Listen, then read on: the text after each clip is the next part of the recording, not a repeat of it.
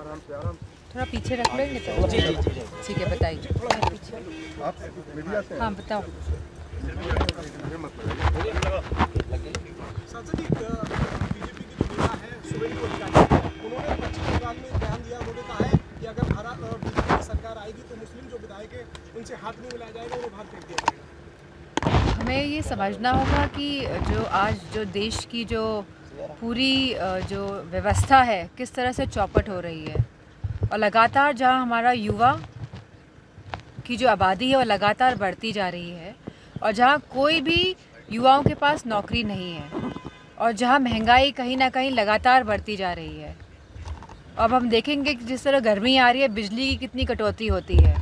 जहाँ यह सरकार उत्तर प्रदेश की बिजली भी नहीं दे पाएगी उत्तर प्रदेश में, और वहीं पूरे देश की जो पूरी व्यवस्था है, और जहाँ अर्थव्यवस्था पूरी तरह डगमगा गई है कहीं ना कहीं ध्यान भटकाने की राजनीति के तहत इस तरह की भाषा और परिभाषा कही जा रही है। हमें यह समझना होगा और जानना होगा कि इन लोगों की जो भावना है, जो भारतीय जनता पार्टी की जो भावनाएं हैं, बहुत ही हीन किस्म की हैं, और यह कभी भी किसी भी समाज का उत्थान नहीं चाहते हैं। यह पूरे देश को लड़ाई में फंसा के उलझा के रखना चाहते हैं, जिससे कि ये देश पे शासन कर सके। योगी आदित्यनाथ ने पीडीए की नई मीनिंग गढ़ी। उन्होंने बताया है कि प्रोडक्शन हाउस ऑफ दंगई एंड अपराधी, पीडीए को बताया है। अगर हम जिस तरह से परिस्थितियां हैं उत्तर प्रदेश की, और जिस तरह से वाकई जो पीडीए का समाज है, जो हमारा दलित समाज है, जो हमारा पिछड़ा समाज है, जो हमारे कहीं ना कहीं गरीब अगड़े भी इसमें शामिल हैं, कहीं ना कहीं बहुत पीछे छूट गए हैं, और इस बात का अंदेशा और आभास सभी पीडीए के समाज के लोगों को हो रहा है।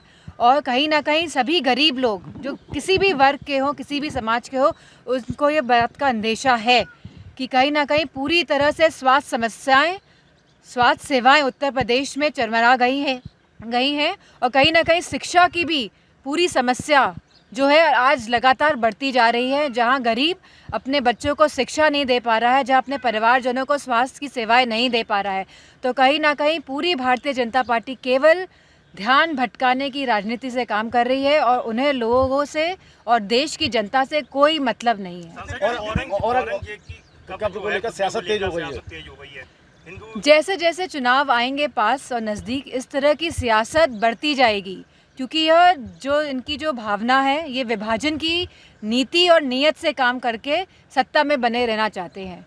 लेकिन मुझे खुशी इस बात की है कि उत्तर प्रदेश का नागरिक और हर जो मतदाता है वो अब जागरूक है, वो इनकी यह बातों को समझ रहा है।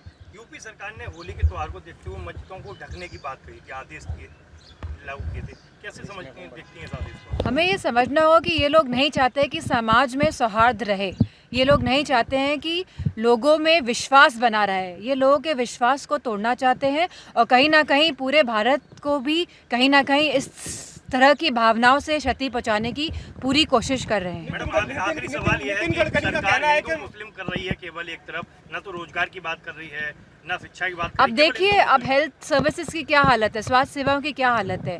अगर परिवार में एक भी जन बीमार होता है तो उनका पूरा परिवार, उनको लोन लेना पड़ रहा है। आज की तारीख में न जाने कितने लोग क्षेत्र के आते हैं जो उनके पास पैसे नहीं हैं अपने परिजनों के इलाज कराने के।